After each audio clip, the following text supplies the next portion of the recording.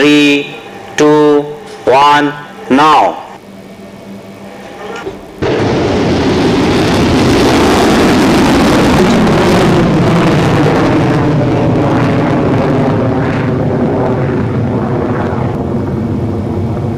సుదూర శ్రేణి హైపర్సోనిక్ క్షిపణిని భారత్ తొలిసారి విజయవంతంగా పరీక్షించింది.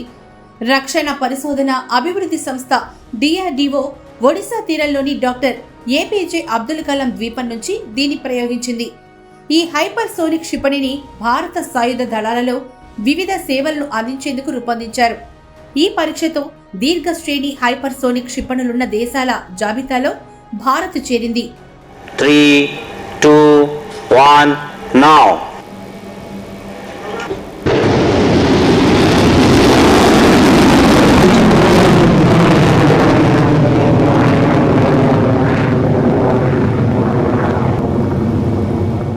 ఈ సూపర్ సోనిక్ క్షిపణి 1500 కిలోమీటర్ల దూరంలో ఉన్న లక్ష్యాలను ఛేదించగలదు. వివిధ రకాల వార్ హెడ్లను అమర్చేలా దీన్ని డిజైన్ చేశారు. దీర్ఘ శ్రేణి హైపర్సోనిక్ క్షిపణిని విజయవంతంగా పరీక్షించడంతో భారత్ ఓ పెద్ద మైలురాయినే దాటిందని, ఈ చారిత్రక ఘట్టంతో అత్యాధునిక మిలిటరీ టెక్నాలజీని సాధించిన అతి కొద్ది దేశాల జాబితాలో భారత్ కూడా చేరినట్లయిందని రక్షణ శాఖ ట్వీట్ చేస్తూ ప్రయోగానికి సంబంధించిన వీడియోను షేర్ చేసింది.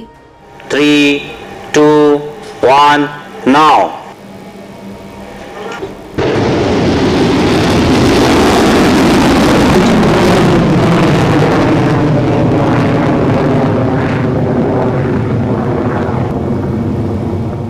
ఈ క్షిపణిని హైదరాబాద్లోని doctor APJ Abdul Kalam missile కాంప్లెక్స్లోని ప్రయోగశాలలు, DRDOకి చెందిన ఇతర ప్రయోగశాలలు, పరిశ్రమ భాగస్వాములతో స్వదేశీయంగా అభివృద్ధి చేశారు.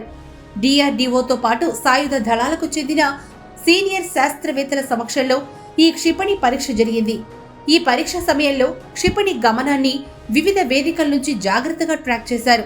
చివరి దశలో అత్యంత ఖచ్చితత్వంతో లక్ష్యాన్ని ఢీకొన్నట్లు DRDO వెల్లడించింది.